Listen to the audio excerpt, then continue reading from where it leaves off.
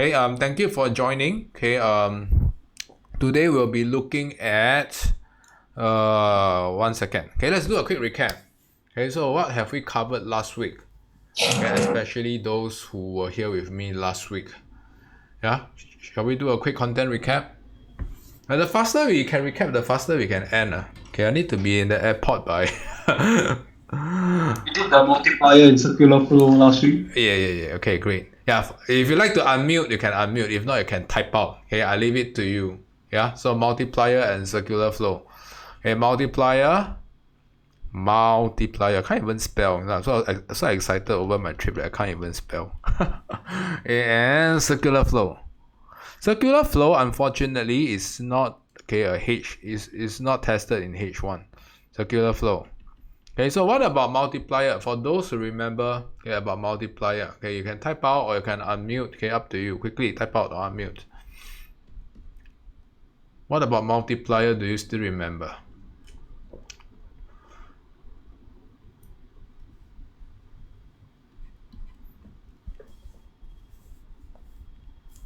Come on.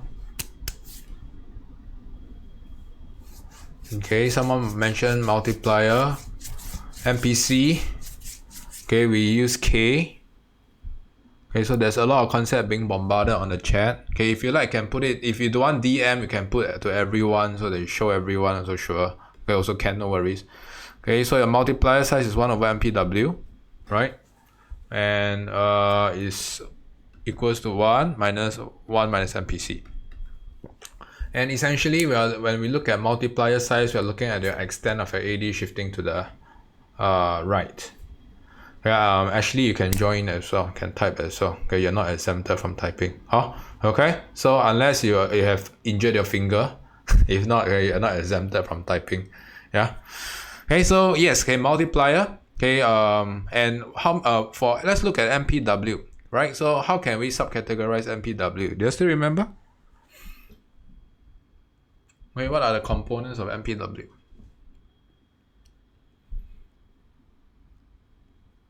Okay, we have 1 over MPS and MPT and MPM. Yeah, so these are the 3 components of your MPW. Alright, okay, what about circular flow? Okay, especially my H2 students. Okay, last week the time practice for circular flow wasn't really well done. Yeah, so which aspect of circular flow do you still remember? Okay, I mentioned something must be equal to something, right? Okay, what is the 4-sector economy? It need not be 4-sector, okay, but usually we talk about 4-sector. Multiplier can also use 4-sector as well. Okay, but to be more specific, okay, how do we determine the equilibrium level of national income using circular? So what must be equals to what? That's a very specific condition.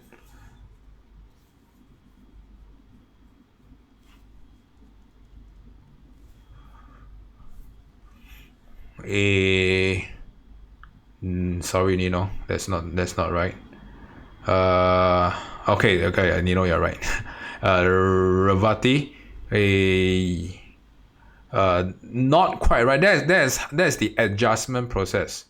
Okay, so the more specific one will be injections equals to withdrawal, right? And any disequilibrium, okay, will lead to an expansion or contraction of your national income.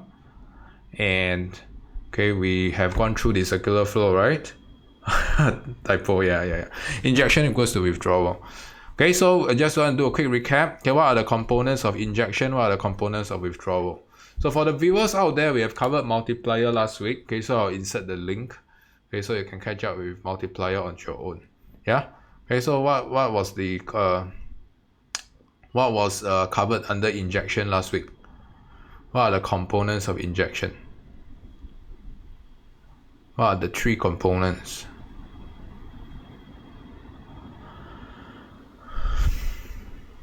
Which are, we have what? Come on, I want to go to the airport. You are delaying my flight. Alright, so we have investment. We have net exports.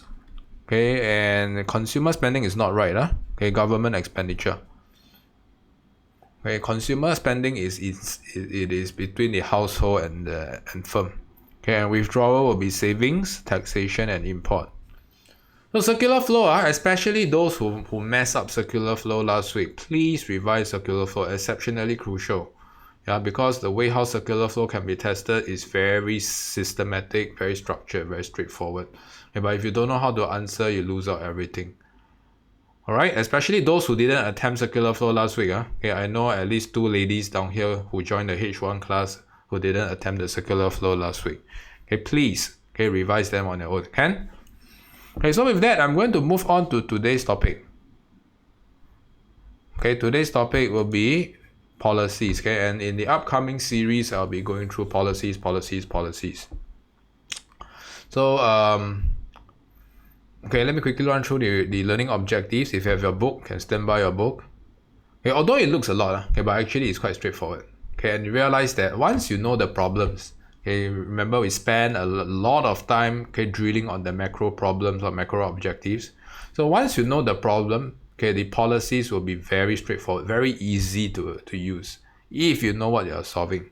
Okay, you cannot shoot an enemy that you don't know where they are, right? Okay, I think one of the servicemen here can attest to that, right? Okay, so you see, okay, we have definition. Okay, and I'll quickly illustrate budget positions. Alright, budget position, a lot of students till now, they still get budget position confused with balance of payment position. Okay, so later on I will differentiate the two. Please copy down later. Okay, I don't want to see balance of payment being mixed up with budget balance again. Right? Especially students from our program cannot mix these two up. Alright, item 3 and 4, I will cover discretionary and non-discretionary fiscal policy. Okay, together. I know for RI students, I don't think you have covered fiscal policy yet. Revati, please reply me, okay, whether you have learned. Okay, the rest you have kind of learned, right? Kind of learned, yeah? Okay, and for those who have learned, you probably forgot. Okay, Revati, okay, please let me know. Alright, so yeah, okay, we will be going through the different types of fiscal policy. So one of the way to categorize them is discretionary and non-discretionary fiscal policy. Another way is contractionary and expansionary. Okay, so when I'm asking you what type of fiscal policy we are going to use, okay, primarily we are using contractionary and expansionary approach. Okay, so later on I'll illustrate why we don't use discretionary and non-discretionary. Oh, it's this week's lecture, but I haven't watched. Yes, okay, so you ought to watch. Alright, okay, so I will also be quickly differentiating between direct and indirect tax. Probably will be addressed under point 3 already. Okay, and direct taxes. Okay, today our emphasis will be on direct tax. Okay, we won't be covering indirect tax. Okay, and after that, we'll be looking at 7, 8, 9, 10 together as a whole. Okay, on how fiscal policies will be able to address the 4 macro goals. For my H1, okay, these are the 3 objectives that you need to know. Okay, H2, there is one more. Okay, so for my H1 students, when I reach item 10, you can switch off. Okay, you can play game, you can play your phone, whatever. But when I move on to item 11, please come back. Okay, limitations of fiscal policy, I'll quickly run through. Okay, what are the common points that you can use, okay, off your fingertips. And item 12, fiscal austerity, is exceptionally crucial. Okay, a lot of students cannot differentiate between fiscal austerity and contractionary fiscal policy. Okay, so I will go on to attempt to address that, okay, before we move on to how it's going to be tested in the exams.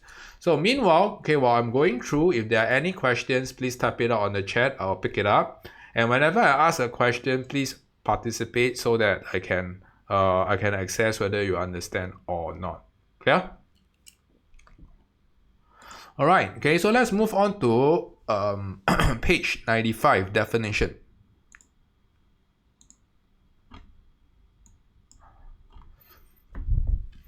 Alright, so this is the standard definition for fiscal policy.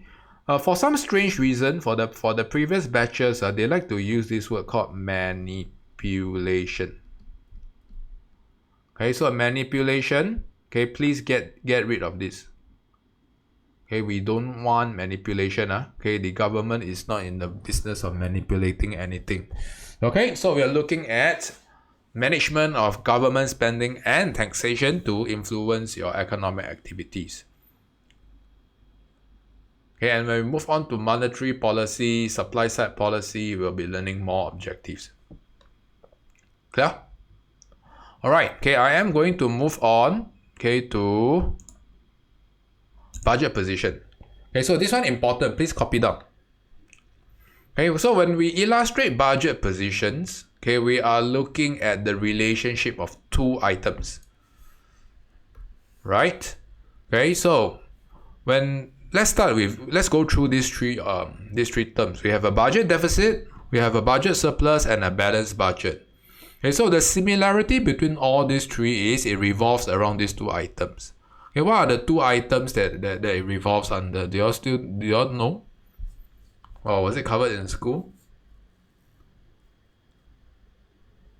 What does it concern? Budget position. Budget position.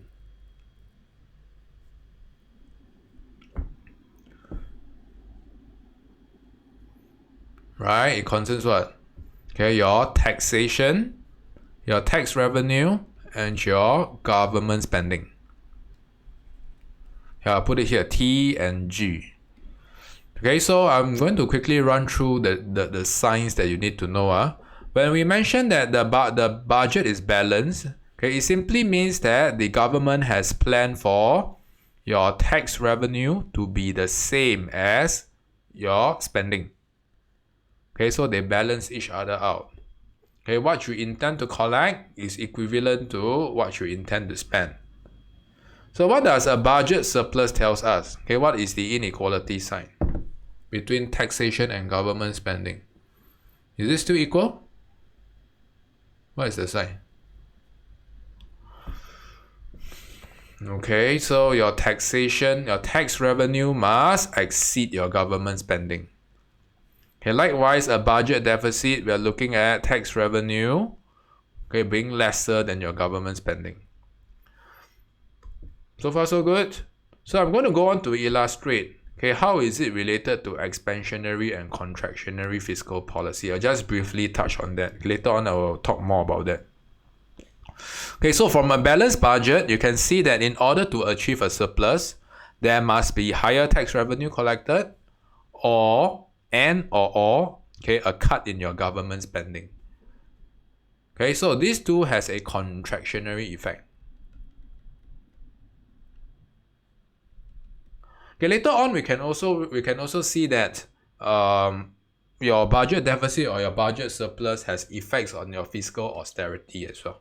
Okay, but as of now, I just want to show you the expansionary and contractionary effect, because when we went through this in, I think it's the latest soy 8 or soy 9, I can't recall about that.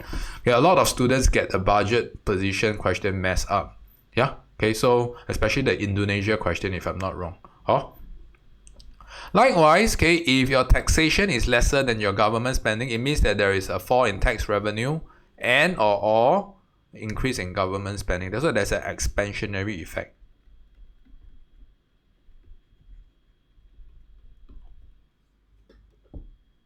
Okay, or what we call expansionary fiscal policy. Alright, so I just want you all to jot this down again. Okay, this is different from balance of payment position. Okay, your budget position is always illustrated in deficit, surplus, or balance. Okay, so these are the three terms that you want to consider. And when you want to explain, okay, or you want to elaborate on a specific position, you want to use what? Okay, whether it worsen or improve. Okay, so make sure you get the terms right. Okay, when you describe the position, it has to be a deficit, a surplus, or balanced budget. You don't tell me negative or positive. Okay, if you tell me positive, I'll spread my positive COVID to you. Okay, make sure all of you all get positive. Okay, so please get rid of negative and positive. So, and when you explained, okay, the deficit or the surplus, okay, you can explain whether it improve or worsen. Okay, so these are the few terms that you need to know. Now, okay, how do we differentiate, okay, between budget balance and balance of payment. Okay, balance of payment, okay, I want to put it here. Okay, we are normally concerned about your current account balance or your net exports. Okay, or your X minus M. Alright, so especially your balance of trade, X minus M. Okay, for my H2 students, okay, you got to compare these two. Okay, this is what we call your external balance. Okay, and okay, this is what we call your internal balance. So these two measures two different things. Okay, for budget, we are looking at the relationship between taxation and government spending. Okay, for balance of payment, we are primarily looking at balance of trade. Okay, the relationship between exports and import. If exports exceeds imports, then this will be what we call a balance of trade surplus. Okay, the other way around also holds. Clear? Okay, so this one cannot mix up. Okay, the next one that get this question wrong will get it from me. Yeah, I will toss your script, I will delete your script. Alright, okay, I will move on to fiscal policy expansion, discretionary fiscal policy. Okay, so I just want to quickly illustrate, okay, the effects of discretionary fiscal policy. Okay, and I will possibly go through the effects of, I'll go through together with direct tax and indirect tax.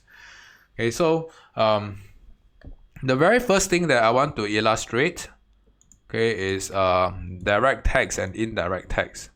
Okay, I'll put it here. Okay, direct and indirect tax. So do you all know what is the difference between direct and indirect tax? Okay, and how is it going to play a role in fiscal policy? I reckon that some of you attended my J1 lesson, right? Okay, do you still remember what's the difference between direct and indirect tax?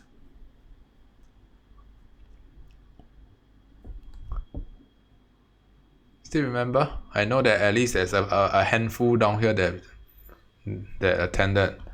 Actually, you have been very quiet. Okay, please type. Yeah, if not, you have to unmute yourself. Thanks. Thank you. Who else? We are not looking at incidence of tax here. Okay, we are looking at the tax impact. Okay, who bears the tax? Okay, who is the first point of contact? Okay, so for direct tax, we are looking at tax on income. Okay, whereas indirect tax, we are looking at expenditure. Okay, so the tax impact or the first economic agent that gets in touch or who I wouldn't say shoulder the tax. Okay, this is J1 topic.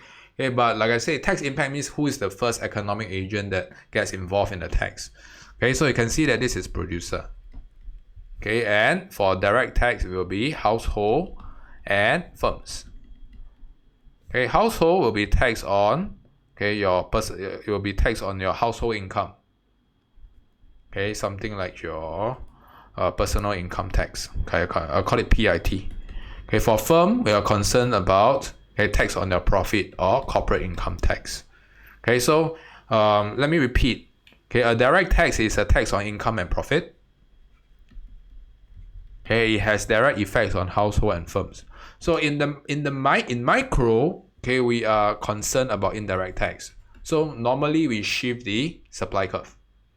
When we look at macro, we want to look out for direct tax because this is the focus, okay, of fiscal policy. Make sure you get this right. Yeah, so most of the time, okay, when taxes are changed, it will affect your AD. Okay, with the exception of indirect tax. Okay, so GST, for instance, is a form of indirect tax. Okay, that will affect your AS curve or your cost of production. Okay, so far so good. So I want to go through the concept of discretionary fiscal policy. Okay, so if you look at page 96 and 97, discretionary and non-discretionary. So I will give you an overview. Why are we learning these two? Okay, and in terms of exam value, which one has more? Alright, so for this, what is the meaning of discretionary and non-discretionary? Do you all still know? Do you all know what's the meaning of discretionary in your own words?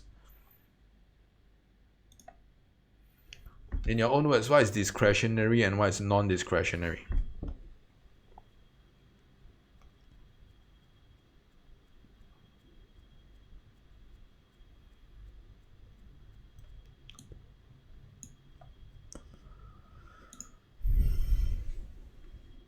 Come on. Alright, Nino, good. Actions that are taken deliberately by government, okay, they're called discretionary. They're taken on discretion, right? Okay, so on a need basis. Non-discretionary means that, okay, there is no need for specific intervention. Okay, it means that there is a system in place to take care of things by itself. So by virtues of this definition, we realize that discretionary will be the focus. Okay, because questions, when they are tested, they will test you on, okay, what kind of policies can the government use on discretion. Okay, so you cannot use non-discretionary fiscal policy. Okay, in theory, it can't be used, okay, because it is already in place. Alright, things like personal income tax, things like unemployment handout, okay, all these are systems in place. Okay, they will be triggered when a specific condition happens. Okay, when there's unemployment, okay, it will be released as payout, for instance, for unemployment benefits. I'll get to that in a short while. Okay, so focus on fiscal policy, discretionary fiscal policy. Focus on this. Alright, and okay, you can actually further break it down into contractionary and expansionary fiscal policy. CFP and EFP. Later on, I will go on to illustrate on that. Okay, so make sure you are able to distinguish between the two and know which one that has an exam value, discretionary fiscal policy. Okay? Alright, I want to move on to, okay, the concept of direct tax, page 96. Alright, same page 96. So you realize that there are three mechanisms, okay, that the government can use in this page to affect economic activities. Okay, I will go through in the order of easiest to hardest. Okay, government is the easiest. Okay, followed by producer and consumer in terms of explanation. Okay, so these two are what we call direct tax. Okay, this is what we call government spending. Alright, so if the government wants more economic activity, they simply spend more and AD goes up. That is what we call expansionary fiscal policy. If they want to cool down the economy, okay, they simply spend less, okay, lower AD. Okay, then there's contraction in your real national income. So this is fairly straightforward. Okay, later on we will look out for which are the goals that are compatible with expansionary and contractionary. Why do we use that? But as of now, for illustration purpose, okay, government spending is the easiest. Okay, so you may want to make a mental note when you explain in an essay or when you're looking out for the case study, you will want to look out for development projects, okay, spendings on infrastructure. Okay, casino, build hospital, whatever. Okay, those are form of government spending or massive government spending. Clear? Now I want to move on to the second one. Okay, so there is another form of fiscal policy that will affect producers. Okay, this is what we call your corporate income tax. Okay, or tax on profit. Okay, so your corporate tax can raise or lower, and it will affect. Okay, so please add this in. Okay, profitability or to be more specific, please insert this post-tax profit. A post-tax profit is more precise term. Okay, so as a result of fall in corporate tax, your post-tax profit will be higher or lower. When corporate tax goes down, post-tax profit go up or down.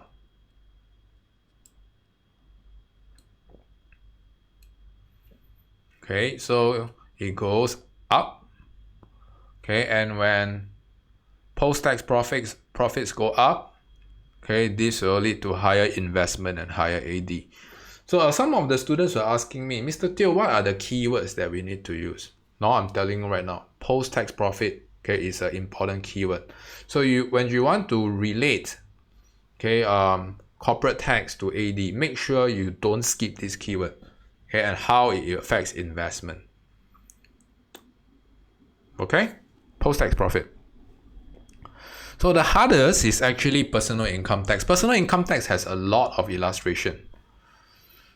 Okay, so we realize that when there is a fall in let's start with a fall in personal income tax. Okay, we will experience higher disposable income. Okay, so this term is used exclusively when we talk about personal income tax. So what is disposable income? What is disposable income? Okay, disposable income, it is what I call YD. Okay, some of your lecturers will use YD. Do they use YD in school? Okay, if not, okay, YD means disposable income. So the subscript D tells you it's disposable. Disposable means what? It means that it is net of tax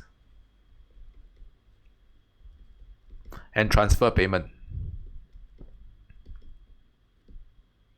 Okay, so the higher income earners, okay, when they fall into a higher tax bracket, they probably have lower disposable income. Okay, likewise, okay, for the lower income earners, okay, they probably fall in a lower tax bracket or they're exempted from tax and they receive some welfare benefits. They have higher disposable income.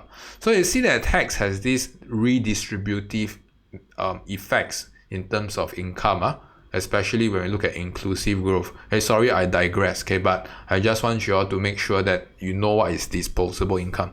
Net of tax and transfer payment. So you do not use disposable income when we talk about monetary policy, exchange rate or supply side, because there's nothing to do with tax. I've seen a lot of second year students that spam disposable income every now and then. You only use disposable income when there is mentioning of fiscal policy. Okay, when you want to propose contractionary or expansionary fiscal policy. Is everyone clear? Okay, under no other circumstance you'll use disposable income because there's nothing to do with tax. Okay, and you possibly want to relate to purchasing power. Okay, so with lower disposable income, it comes with lower purchasing power, then lower consumption, then lower AD. Okay, so this is the full sequence that you want to insert. So the keywords, okay, within your personal income tax will be your disposable income, purchasing power, okay, and its effects on consumption and AD. Okay, they are not difficult, okay, but it's just getting used to the keyword. I'm so sorry, it's a little bit dark. Okay, so let me turn on my lights.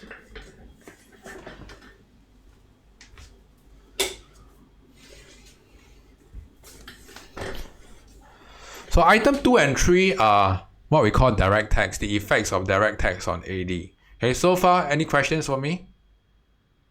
Okay, fairly straightforward. So let's go through the diagram perspective, okay, and let's recap your memory on the ADAS framework. Okay, so join me in this drawing activity, everyone, especially for students who have forgotten the AD and AS framework. Okay, so remember, why am I going through this again? Policy questions, okay, normally comes in with the ADAS framework, the 6-step ADAS framework, especially if it's an essay question, okay, or a long case study question. So you have to be familiar with the process. Short answer questions, like what we're going to do later, you can afford to skip. Okay, this approach is used but not abused. Don't abuse this approach. Okay, I've seen too many students when they don't know what to write, they throw this. Okay, you're tossing away time.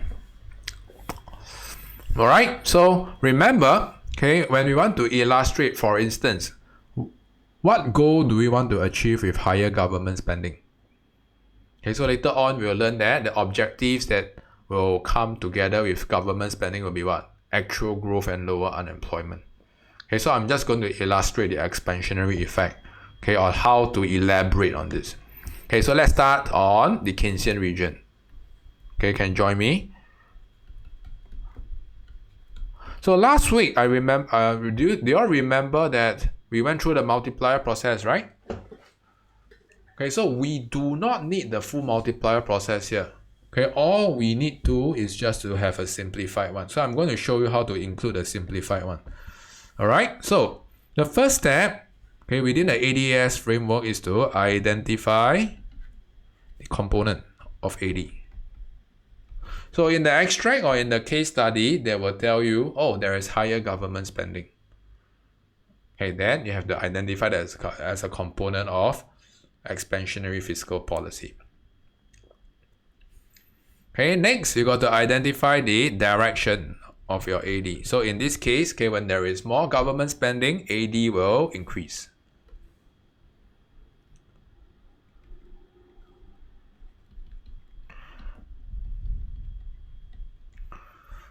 Direction of your AD. Alright, so we have gone through this process many times, but somehow okay, this process is still not very solid. That's why I want to retouch on this. So when there's an increase in AD, this will lead to a what? Unplanned inventory depletion. If there is a fall in AD, it will be an unplanned inventory accumulation. You pick one, okay, depending on the direction of AD shifting. Okay, and this will lead to higher or lower producer production. Okay, so producer will need to, Mr. Teo, could you shift up the graph slightly so we can see? Okay, so sorry. Thanks. Yeah, so sorry. Yeah, I have 3 screens to look at. Okay, but thanks. Yeah. So step number 4. Okay, when let's say we encounter unplanned inventory depletion, then we need to relate to how the producers respond, right? So if the stocks level is depleting faster, then the producers will have to respond by stepping up production and increasing or lowering derived demand for labor.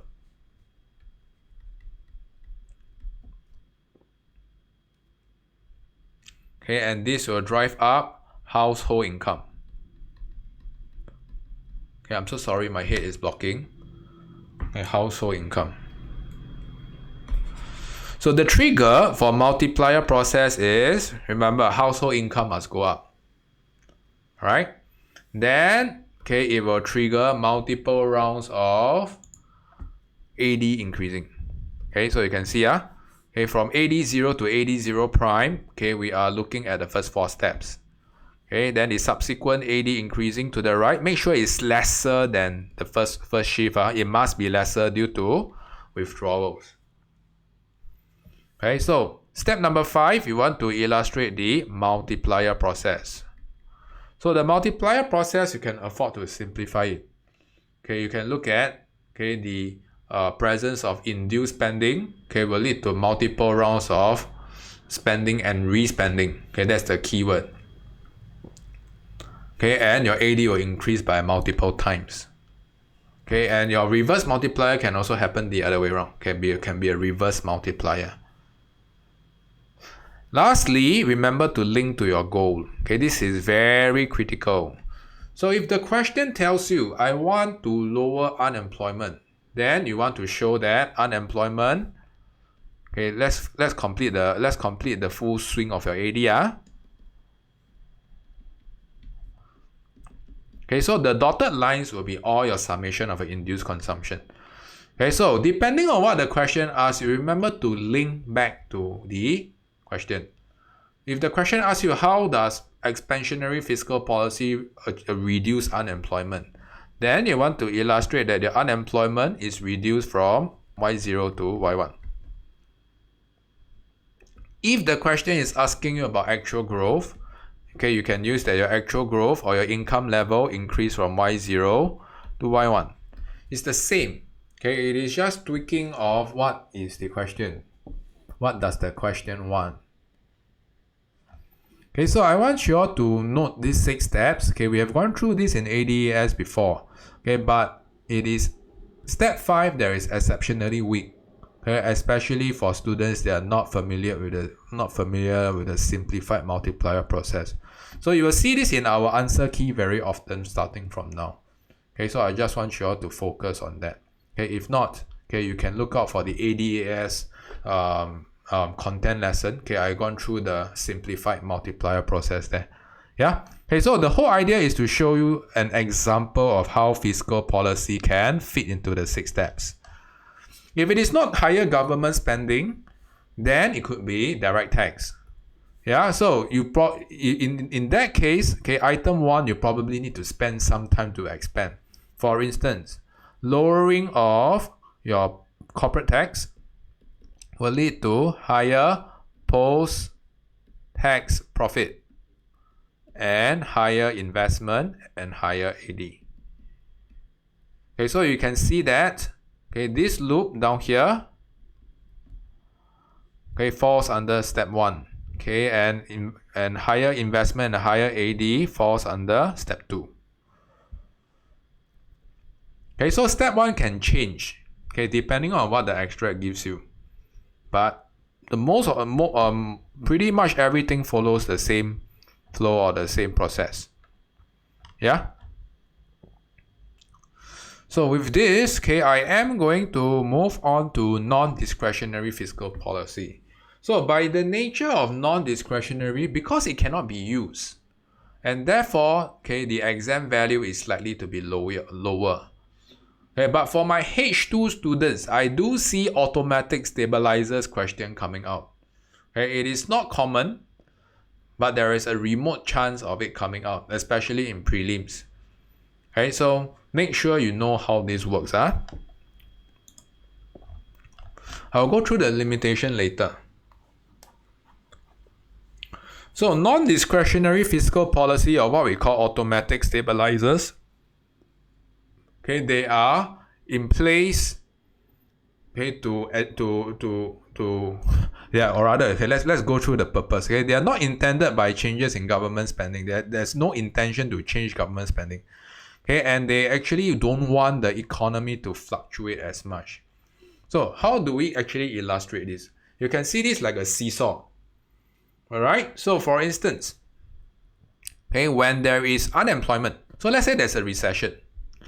Okay, recession tells us that there's going to be a fall in real national income, right? Okay, or people will be unemployed. So you realize that how does automatic stabilizers come into the picture? Okay, so one of these features of automatic stabilizer is what we call unemployment benefit or handouts.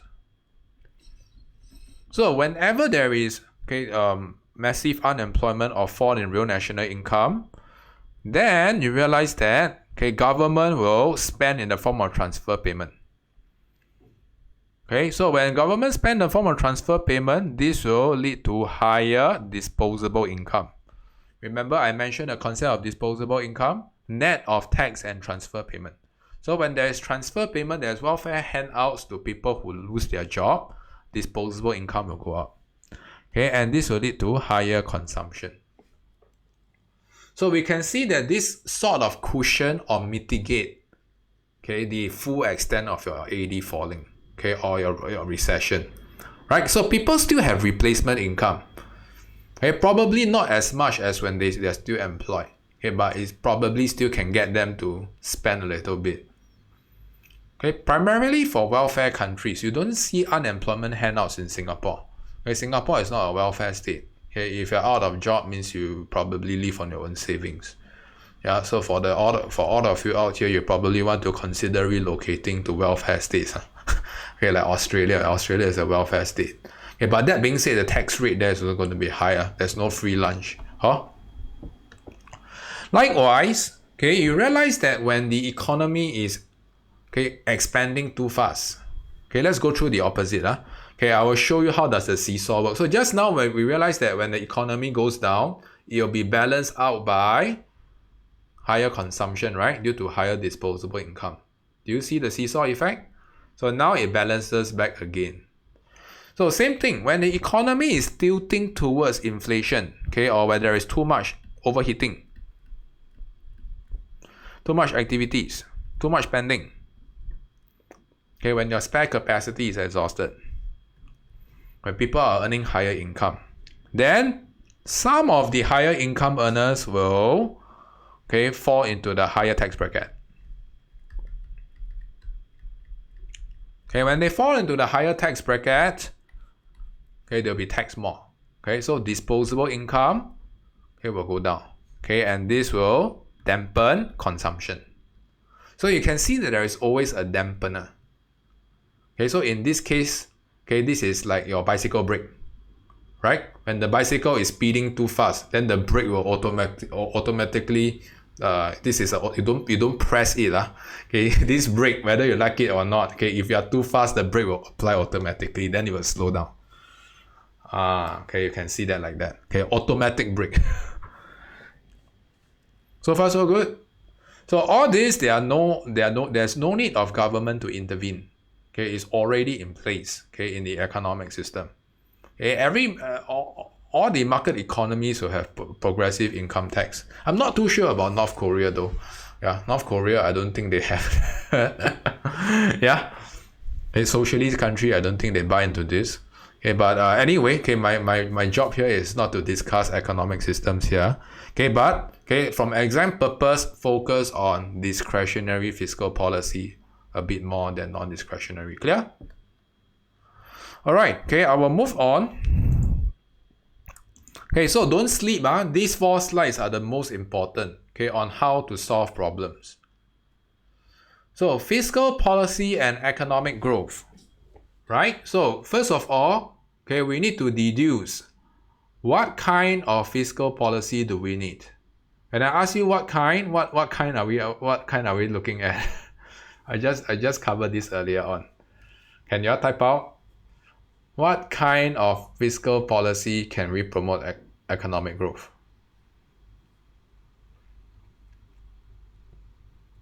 Are we concerned about discretionary or non-discretionary? Or expansionary or non-expansionary? Or expansionary or contractionary? So a lot of students don't memorize these. Okay, so discretionary is definitely been tested. No need to break it down to discretionary and non-discretionary. So we want to look out for the expansionary and contractionary effect. So if we want more economic growth, okay, just now I've already drawn already. Okay, we lower direct tax. Like corporate tax, we will lead to higher post-tax profit, higher investment, higher AD. Go through the 6 steps. Then we have higher economic growth. Okay, so we need an expansionary fiscal policy. Okay, expansionary fiscal policy, okay, I'll call it EFP. All you need to is to pay attention to a few things. Number 1, okay, what component is affected? Is it a lowering of your taxation or increasing of your government spending? Okay, so this is 1. Okay, number 2, when you draw this in the diagram, okay, make sure there is what? Make sure there is spare capacity. Okay, you are operating at the horizontal part of the AAS curve. Why? Because if you move up the classical region, then there is no economic growth. There will only be demand pull inflation. So far so good? And you also have to know that fiscal policy can only address a very specific growth. Okay, instead of lumping or grouping them bluntly under economic growth, can anyone tell me which aspect of growth is targeted by fiscal policy? Which growth?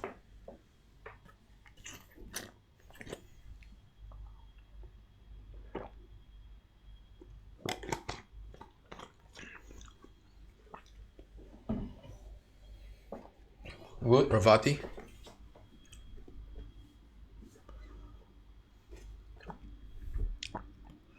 Alright, so you have to know that fiscal policy only targets actual growth directly. Is it able to affect potential growth? Maybe. Okay, but that is not the focus. Okay, the focus is always on actual growth. The short run effect. So I just want you all to be careful, especially when you want to relate policy to objective. All the objectives can be broken down, right? Actual growth, economic growth, and actual growth and potential growth. Later on we'll see more. So I want you all to be very sensitive to the components. Which component are we looking out for? Okay, and how do we stimulate that specific component? Okay? Actual growth, Now, fiscal policy and price stability. So how do we achieve price stability? Okay, using what? Contractionary or expansionary fiscal policy?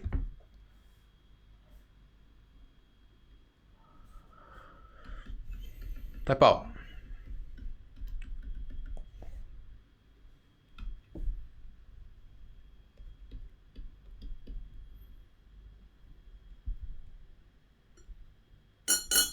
So sorry. Hey, good Ashley. My question is contractionary or expansionary. I'm not asking on what kind of text.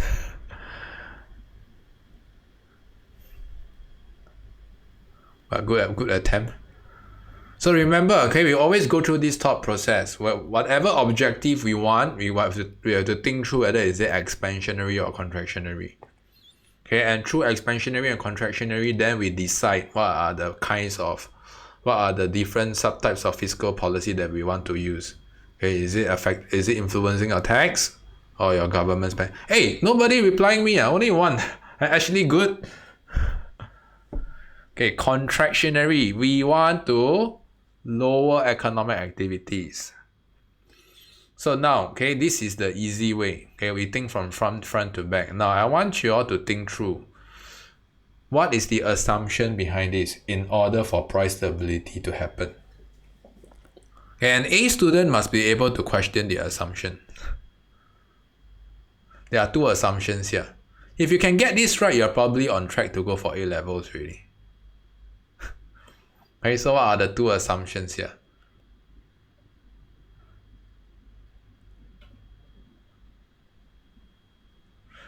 I give you all a hint. Remember just now I was saying for every macro goal or every macro problem, you have to break it down into its subtypes, right?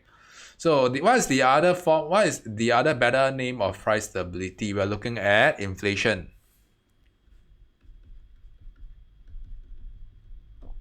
So how do we use contractionary fiscal policy to reduce inflation?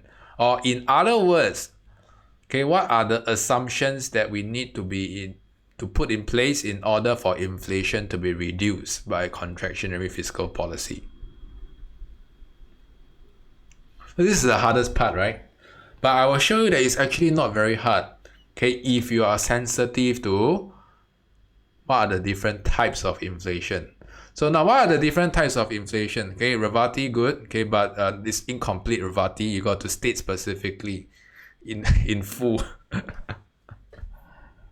I want to talk about inflation first. Okay, what are the two types of inflation? Quickly. For those who have joined me for some time back. So sorry, Nino, that's not inflation. Okay, that is balance of payment. Yeah. Okay, we're looking at demand pull and cost push inflation, right? So between the two, you have to decide whether which one is going to be more effectively targeted by contractionary fiscal policy. Which one? Demand pull and cost push. Okay, which one can be addressed by contractionary fiscal policy? Or both? We normally name fiscal policy as a demand side policy, right? Yes? You all hear that often? Why? Because it primarily affects your AD, your C, your I, and your G. And therefore, okay, the assumption here is this. Contractionary fiscal policy can only be used to target demand pull inflation. Right? If cost push inflation happens, then contractionary fiscal policy has no use to target cost push inflation because it doesn't address the root problem. So that's the assumption one. Only demand pull inflation. Okay, then you can lower AD. When your inflation is caused by excessive growth in AD, then you lower AD. Assumption one. Assumption 2, someone was fairly close, but stop short there. Okay, in order to reduce demand pull inflation, okay, it has to happen beyond spare capacity.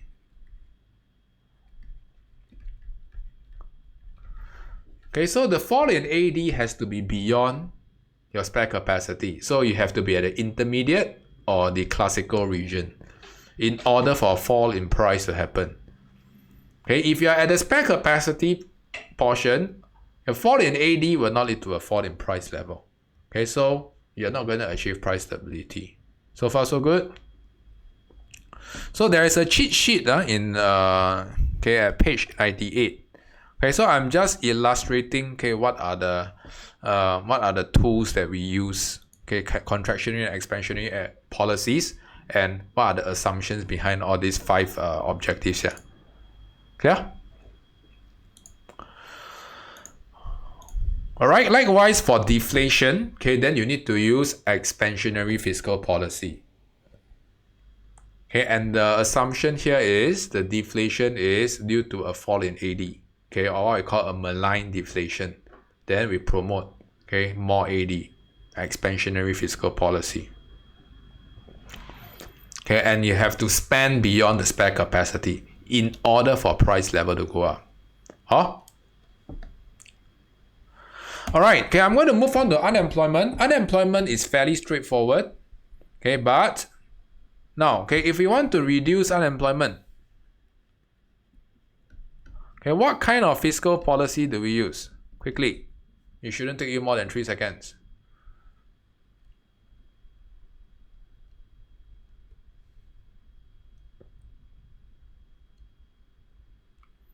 By now all of y'all should know lah. Good Ravati, good Nino. Expansionary fiscal policy. So you have to be quick to deduce this. So now the harder question is, what is the assumption behind this? What assumption must be present in order to satisfy a fall in unemployment for expansionary fiscal policy to be effective to reduce unemployment? Okay, good, Ravati. This time very sharp, finally. Who else? I would recommend you to look into this here. What is the cause of unemployment? So you want to target demand deficient or cyclical unemployment. The rest of the unemployment cannot be addressed by expansionary fiscal policy directly. Only demand deficient, lack of demand, or cyclical unemployment. In fact, the illustration is pretty much the same as what we have drawn here, remember? So the goal you can either relate to a fall in unemployment or actual growth. These two will use the same approach. See, so much better, right?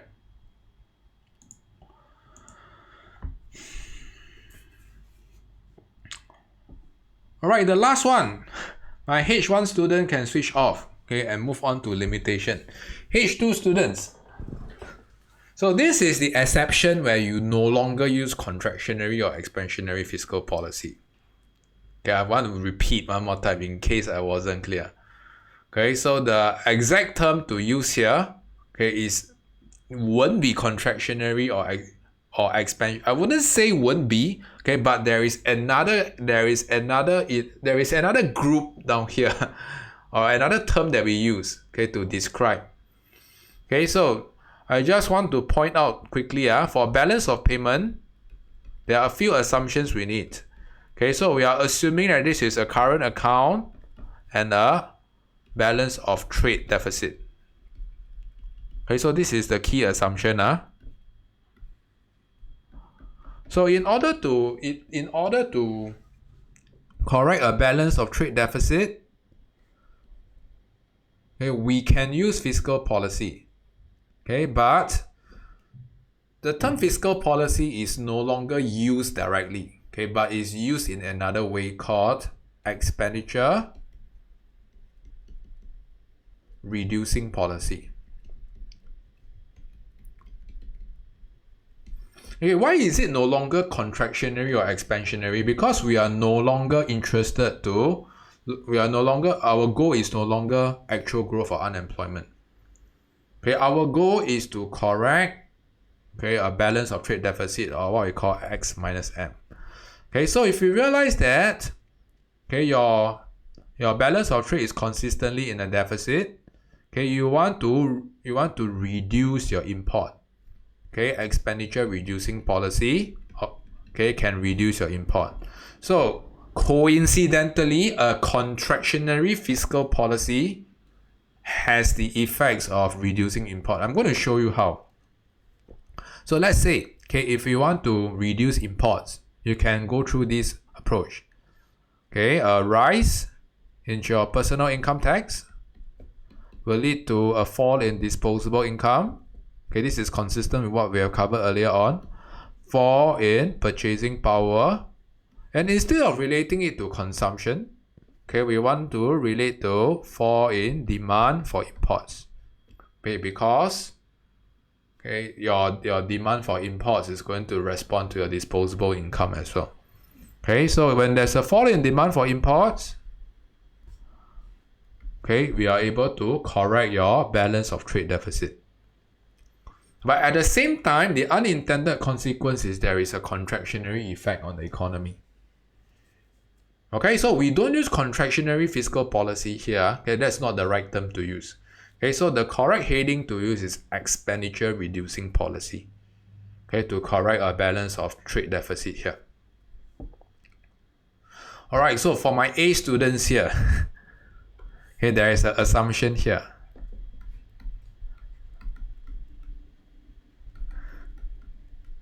Okay, anybody wants to give it a try?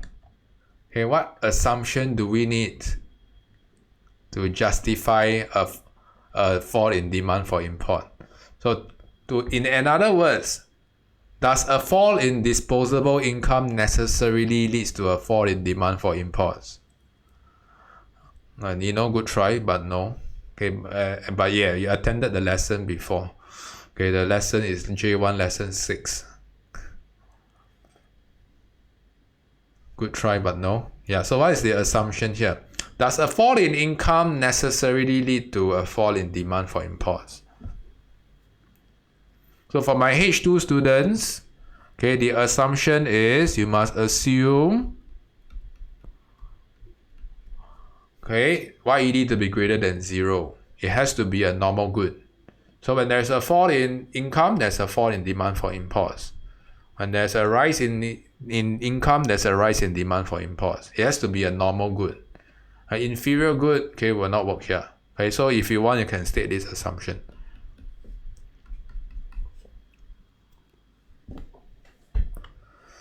Alright, so for the first three goals, okay, we are normally concerned about expansionary and contractionary. Okay, only for the fourth goal, okay, then we are concerned. Okay, whether this is or rather, we are not concerned about expansionary or contractionary anymore. Okay, we want to look out for, okay, expenditure reducing policies. Alright. Now, let's move on to limitation. Okay, so for limitation, let's look out for page 96. Okay, I just want to focus on the limitation of discretionary fiscal policy. Okay, I won't be covering the limitations for non-discretionary because of its very, very little exam value.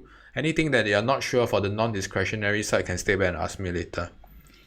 Okay, so I just want to point out what are a few common things, okay, that you should know for critiquing fiscal policy. So my H1 students can come back already. Alright, the first thing that you want to relate to is size of multiplier. Size of multiplier and fiscal policies, they are brother and sisters. So sometimes you see in your lecture notes, okay, why is fiscal policy less effective in Singapore? Or because of a small multiplier size. So why is multiplier size small? Then a lot of students will be ER or they cannot elaborate. So you have to relate to, okay, huge magnitude of an MPW, okay, where MPS and MPM comes into the picture. Right? Okay, your mandatory savings by CPF. okay, open economy, okay, or we buy a lot of import content. And therefore, this actually dampens the size of a multiplier. So this is how you want to illustrate size of multiplier as a limitation. So your extent of your AD shifting to the right or to the left will be lesser. Okay, and it's harder to reach whatever goal that you aim to go. Imagine people with long legs. Imagine you're trying to sprint against Usain Bolt. Okay, people have longer legs than you. Okay. Yeah, so this is the context. Yeah, so size of a multiplier will shorten your legs. All right, crowding out effect. Crowding out effect is slightly trickier. Okay, I would just like to have a quick show of hands who have heard of crowding out effect in school but don't know how to explain.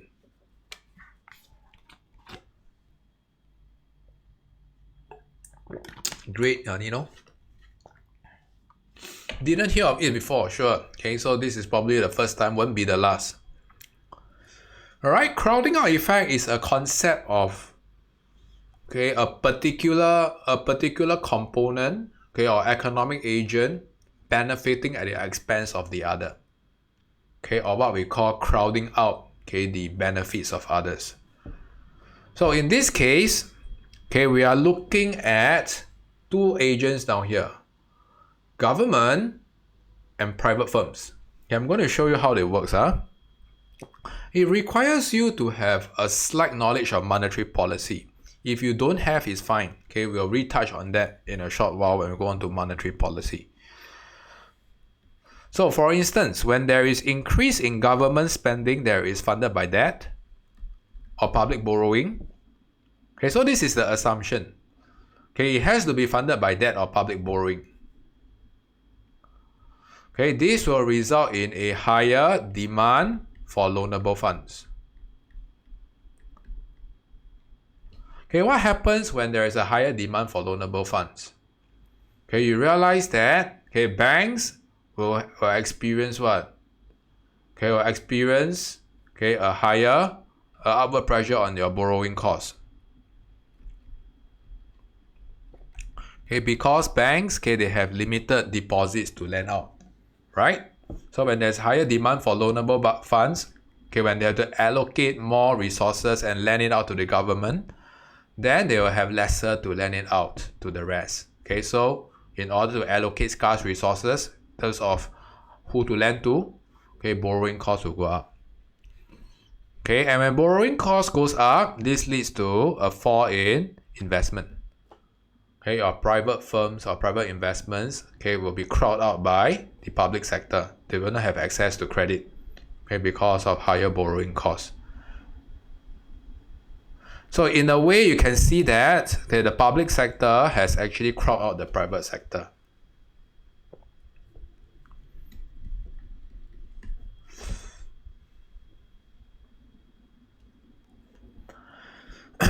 Right, I'm going to move on to the last part. The last part is not the last part. It's the third part. Time lag.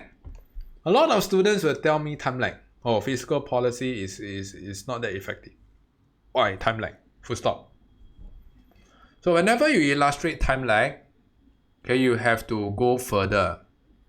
Which aspect of time lag are we looking at? Is it the time lag to recognize that there is a problem? Recognition lag? Is it the time lag to discuss the problem as policy makers, administrative lag? Or the time lag that is involved in implementing the policy, to see the effects of the policy in 6 months to 1 year, what we call implementation lag. So these are different phases of lag in a fiscal policy that you want to consider. And the last one is only applicable for expansionary fiscal policy. Worsening of budgets. So when we look, you realize that is related to this. See? When there is higher spending and lower taxation, there's an expansionary effect. Right? So when there's an expansionary effect, when you collect lesser tax revenue and spend more, and then we have a budget deficit. So later on, you are supposed to illustrate in the practice question. What is undesirable about budget deficit? Does it mean that you have lesser resources to allocate to other sectors like for instance your healthcare, okay, your public transport, okay, all this, and you're not able to maximize welfare, okay, in these areas? Is it because that with a budget deficit, when the government incurs too high of a debt, okay, the foreign creditors are unwilling to lend them money anymore? Or is it that with a budget deficit, it means that the government is overspending, right? And overspending, there is a chance that the government can go bankrupt. Okay, we have seen countries like Argentina, Russia going bankrupt before in the past. Then this will what? Okay, this will actually create a pessimistic outlook. Okay, and foreign firms, okay, will pull out foreign capital. So there are a lot of consequences of budget deficit. Okay, so you can list down any of these few. Why is budget deficit, okay, particularly undesirable? Especially if it is long term or it is a persistent budget deficit. It's not necessarily true that budget deficit is undesirable, but we need to look at two things. Okay, the time period of the budget deficit and the magnitude of the budget deficit. Okay, it's okay to overspend once in a while. Okay, to break the piggy bank, okay, to resuscitate the economy. Okay, but if you squander everything consistently over a past few years, then this will leave the government in a less than desirable fiscal position, and they won't be able to spend in the next cycle when there's a shock to the economy. So these are some of the things that you want to consider when there's a budget deficit.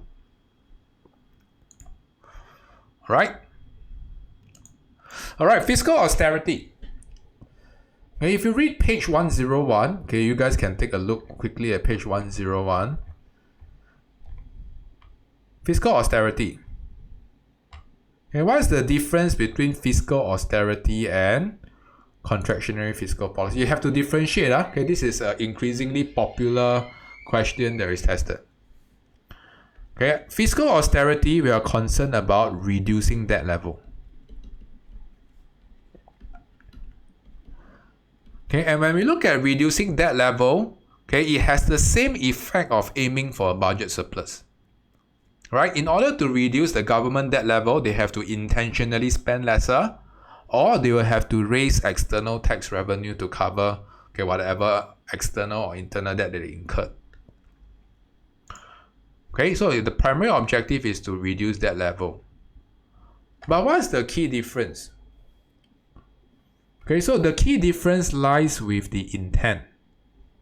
Okay, so for contractionary fiscal policy, okay, let me write this in blank. Okay, this is fiscal austerity.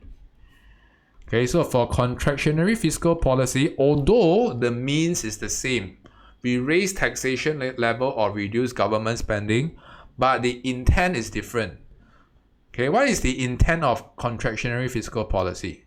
Just now we actually went through several objectives, right? You realize that only this slide tells you about contractionary fiscal policy. So contractionary fiscal policy is to reduce what? Economic activities and inflation.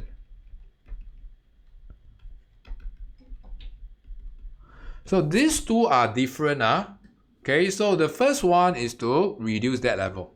So once the government can reduce debt level in the long run, okay, they are going to promote what? Okay, promote greater confidence in the economy, right? Okay, can promote more. Foreign creditors are more likely to lend them money. Okay, and foreign firms are likely to invest in a country, okay, that is committed to reduce their debt. But for contractionary fiscal policy is to reduce inflation. Although the means are the same, okay, the end goal is different. Right? So for instance, if you take a train from the east to the west, right? So we are looking at the same train, but you alight at different stop. Okay, so some of you want to go to Jukun. Okay, Jukun is what we call contractionary fiscal policy. Okay, some of you want to stop at Jurong East. Okay, Jurong East is what is known as fiscal austerity. Same direction, okay, but you alight at different stop. You want to go different places. So this is how you want to see that. Clear?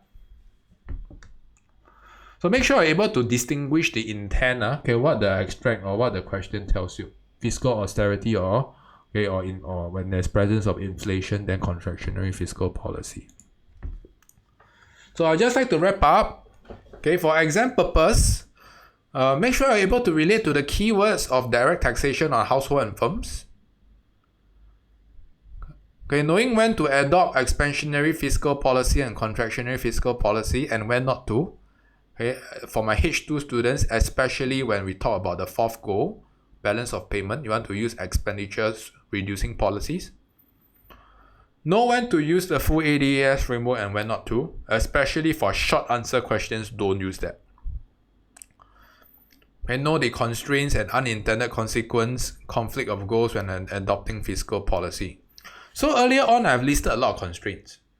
Budget constraint, okay, time lag. Time lag is also a form of constraint. Unintended consequence and conflict of goal I will cover at the very last topic.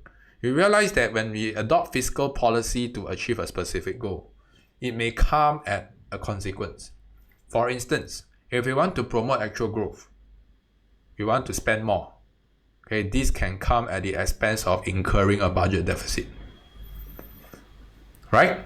Or it can come at the expense of promoting higher demand post inflation. There's a risk of that when you overspend.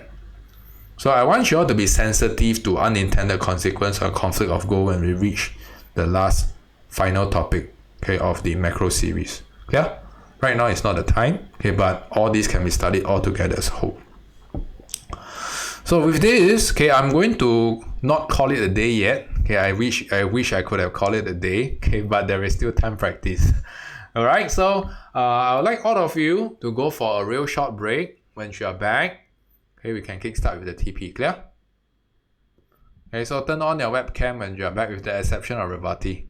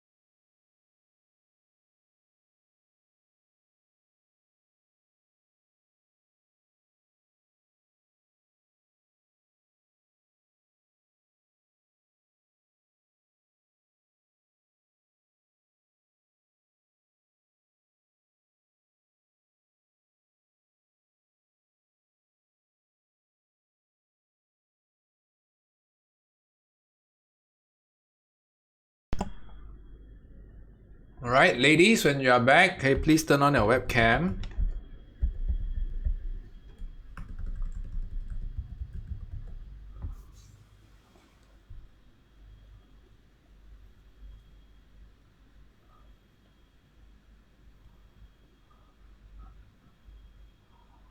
Thank you.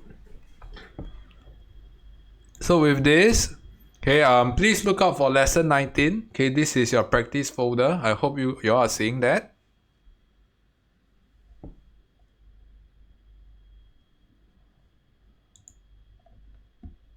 Okay, if you are seeing that, please let me know. Okay, what is the? Please let me know if you are seeing the same question paper. Okay, you should be seeing Uncle Sam.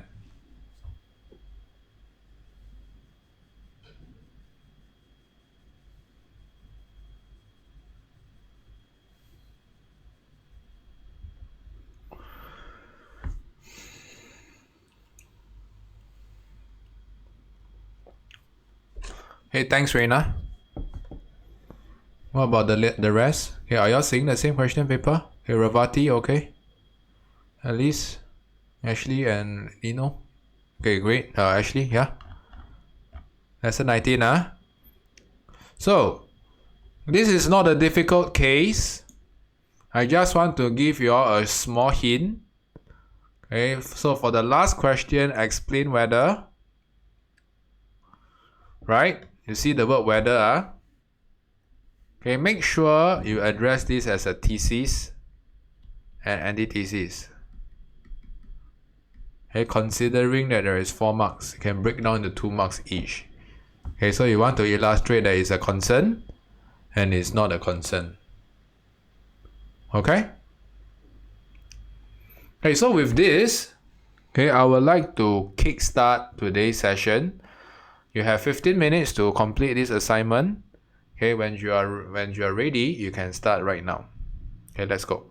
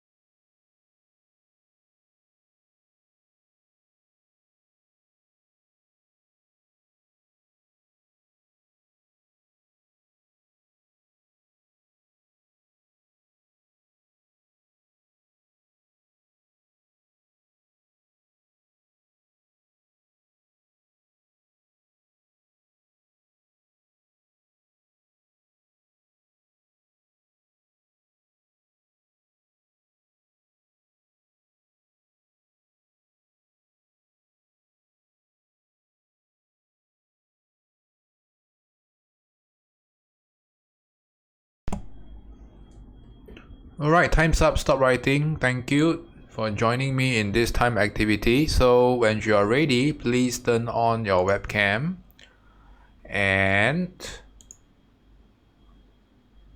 take out your green pen for correction purpose.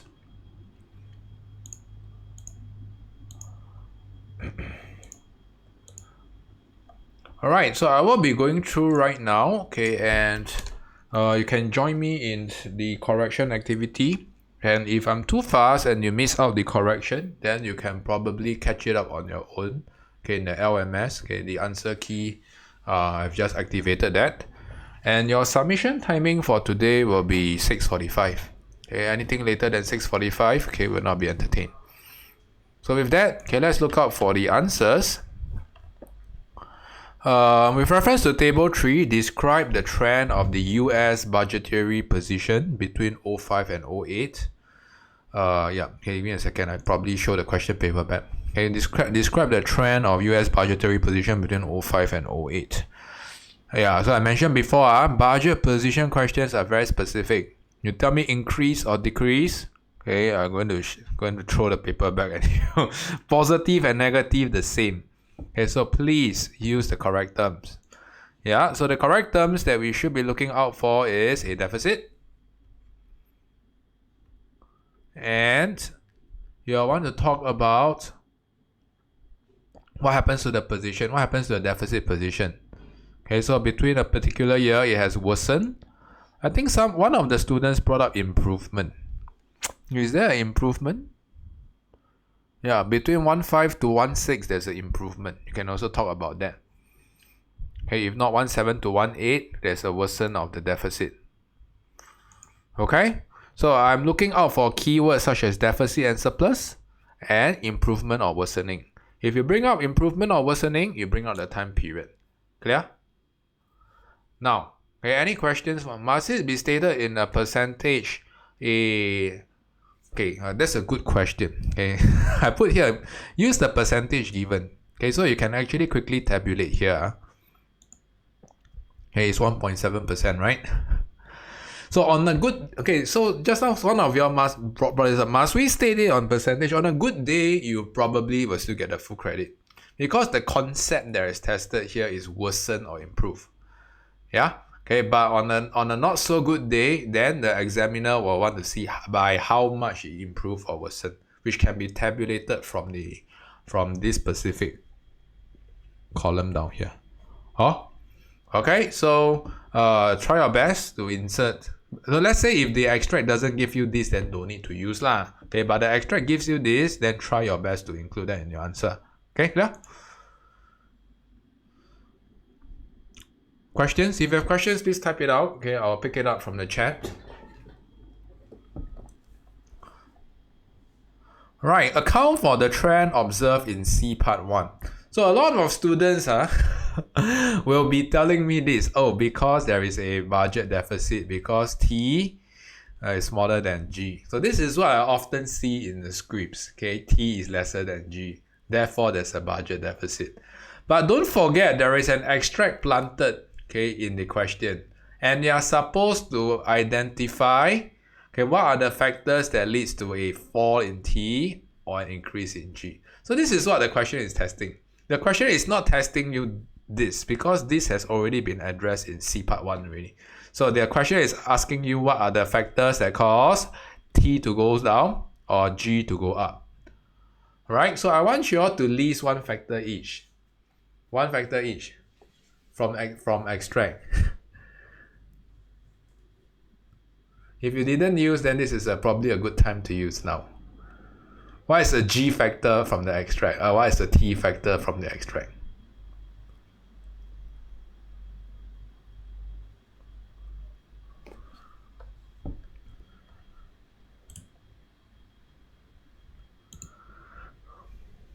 Alright, Nino, you want to specify how does that happen? Ravati, you want to specify how is this going to relate to G or T? At least you got to specify how does G goes up.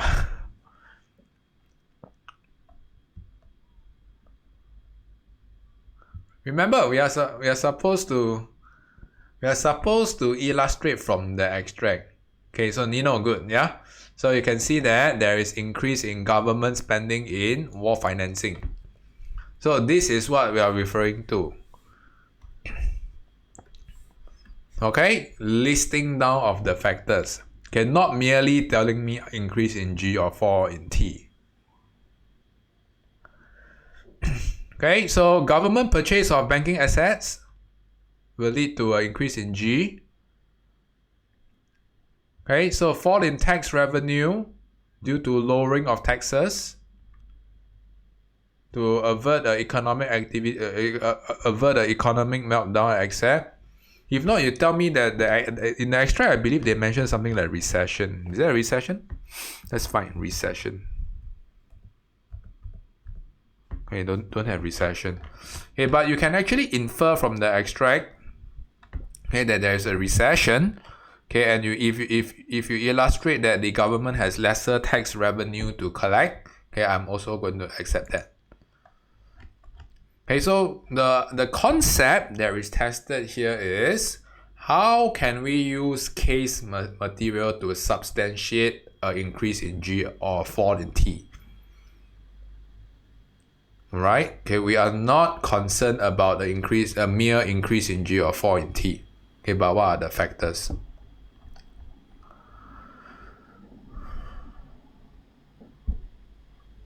Alright, last part. Ready to go? Explain whether the US budget position is a cause of concern. So we have theses and antitheses. So maybe, okay, I would like you all to try. Okay, why do you all think it's a concern? Okay, type out your concern of budget deficit. So we identified there's a budget deficit, right? Yes. So what is the concern of the budget deficit that you have identified from the extract?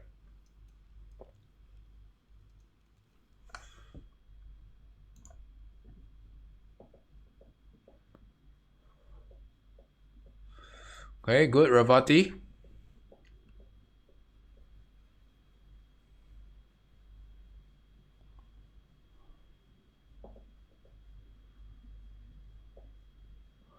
Crowding out effect, possibly. Actually, consecutive 4 years. Okay, so good. Okay, all these are all acceptable. Okay, so actually the best answer is actually here. Okay, so there's a fear that US creditors will dump US securities. So it simply means, okay, if you understand this, it means that, okay, the creditors will no longer finance US debt. Okay, they will stop lending US money. So this is what it means. Right? If not, okay, the other concerns like crowding out effect, pessimistic outlook for an investment is also accepted. Right? So there are a few approaches here. So long as you know the concept tested is concerns of budget deficit, okay, you're on the right track. Okay, crowding out effect. Okay, so you can link the persistency of the deficit to crowding out effect. Okay, so just now I covered crowding out effect. If not, you can see that in the future, the government may raise tax to finance the deficit. And this will lead to a disincentive for people to work in the future when there's higher tax rates. So I'm generally quite okay with the concerns, so long as you can bring up what is a consequence of incurring a persistent budget deficit. Okay, so that's the concept that's tested. So why is it not a concern?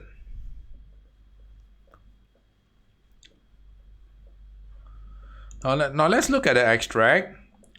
We can see that such fears are overblown, as the US market should be expected to still have considerable relative appeal once things return to a new norm, okay, particularly in view of limited prospects in other countries. So what does it mean? Okay, it simply means that the US is in a bad shape. Okay, but the other countries are not necessarily better off than US. For instance, the other countries could be incurring a larger deficit than US, right? So on a relative basis, United States is still relatively better, okay, for creditors to continue to lend money, okay, or to conduct business in. Yeah, so this is what this paragraph is illustrating. Okay, so for the antithesis, it's kind of tricky. Okay, you cannot use textbook answer. You must learn to contextualize.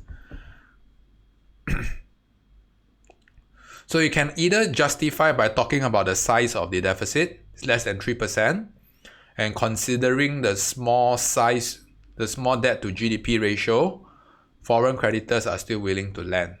Okay, or foreign investors, okay, are still willing to invest in United States. Okay, because of the size, although it's persistent, but it is small in size. But if it is persistent and huge in size, then that's a red flag. That's a concern. Or alternatively, you can look at lack of prospects in other countries. Okay, when there's a lack of prospect or opportunities in other countries, then foreign creditors will have no choice, okay, but to continue to lend US money. But that was the past. Okay, these days you all have heard of cryptocurrency, right? Yeah, so US dollar is no longer the by default currency, right? People can buy crypto assets and hold on to that. They can lend crypto money. Okay, but that's beyond the scope for today's lesson. Okay, but I just want to bring to your attention, okay, how do we play around with this point? Okay, so with this, okay, I thank all of you for your undivided attention for the past 2 hours. So with this, I'm going to conclude today's lesson. So I would like you all to type out, okay, one thing that you find particularly useful that you have learned today. One thing before I wrap this up. Okay, it could be the content, it could be the time practice, it could be whatever. One thing that you find particularly useful that you have learned today.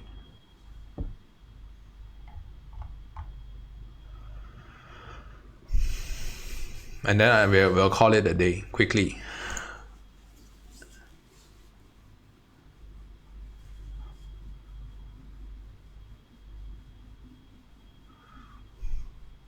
It should be your own summary. It shouldn't be from what you are looking from your own notes.